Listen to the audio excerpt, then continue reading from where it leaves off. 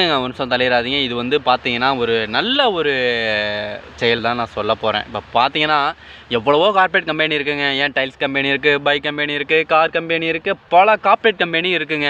எல்லாம் இப்போ இளைஞர்கள் எல்லாம் விவசாயத்தை அசிங்கமாக நினச்சி எல்லாம் அந்த கார்ப்பரேட் கம்பெனிக்கு உள்ளே நுழையிறாங்க.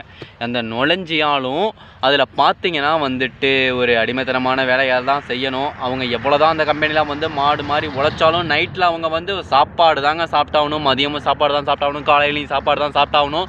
24 ஹவர்ஸ் அவங்களுக்கு சாப்பாடு தேவைப்படும், தண்ணி தேவைப்படும். ஏன்னு பார்த்தீங்கன்னா, இப்போ வந்து விவசாயத்தை கைவிட்டு போகிறவங்க பல இளைஞர்களுக்கு நான் வந்து சொல்கிறேன். ஏன்னு பார்த்தீங்கன்னா, என்ன வேணாலும் படிக்கலாம். அது வந்து படித்தாலுமே நம்ம வந்து அறிவை வளர்த்துக்கலாம். வளர்த்தாலும் நம்ம விவசாயத்தை நம்ம விடக்கூடாது.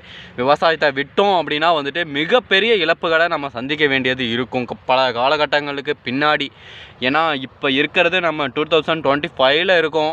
ஏன்னா அதை பார்த்துக்கிட்டிங்கன்னா, அதை வந்து நம்ம எப்படின்னு சொல்கிறதுன்னு பார்த்தீங்கன்னா, விவசாயத்தை என்றைக்கும் அடுத்த தலைமுறைக்கு கொண்டு போவேன்னு நினைக்கணும். ஏன்னு பார்த்தீங்கன்னா, விவசாயத்தை என்றைக்குமே வந்துட்டு இப்போ ஒரு பையன் வந்துட்டு இப்போ நானே வந்து இருக்கேன், நான் வந்து விவசாயம் பண்ணுறேங்க அப்படின்னு சொன்னால், விவசாயமா ஐயா என்னடா நீ இதில் போயிட்டு சுத்தம் கஷ்டப்பட்டுட்டு கிடக்கிற அப்படின்னு சொல்கிற சில மனிதர்கள் இருக்காங்க.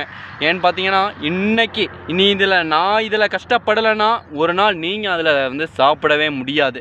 இப்போ நம்ம தமிழ்நாட்டில் பொறுத்த வரைக்கும் யாருமே விவசாயம் பண்ணலை அப்படின்னா வந்து வெளிநாட்டில் போயிட்டு என்ன ஐயா சாமி அப்படின்னு சொல்லிட்டு கேட்டுட்டு இருக்க முடியுமா? முடியாது. நம்ம தமிழகத்தில் என்றைக்கும் விவசாயம் பண்ணுறவங்கள வந்துட்டு ஒரு இது இருக்கணுங்க. ஏன்னா நம்ம மக்களாட்சின்னு தான் சொல்கிறோம். ஆனால் அந்த மக்களாட்சிக்கானது ஒரு அங்கீகாரமும் நம்மளுக்கு வந்து கிடைக்கலங்க. விவசாயிங்களுக்கு பொறுத்த வரைக்கும் ஏதோ பெரிய பெரிய அவங்கவுங்க சொந்தக்காரங்களுக்கு அந்த மாதிரி மற்றவங்களுக்கு எல்லாத்துக்குமே கிடைக்கிது.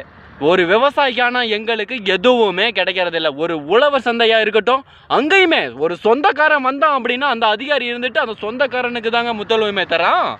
வந்து வாப்பா உனக்கு இந்த முதல் கடை இந்த உனக்கு இருக்கு, நீ எத்தனை நாள் வேணால் லீவ் போட்டுக்க, வந்து அந்த கடையில் இருந்துக்க அப்படின்னு சொல்லி அந்த சொந்தக்காரன் வந்து அரசியல்வாதிகள்னா எல்லாம் ஒன்று சேர்ந்து உள்ள அந்த எப்படின்னா பார்த்தீங்கன்னா சட்டத்தை கையில் வச்சுக்கிட்டு ஆடுறாங்கங்க.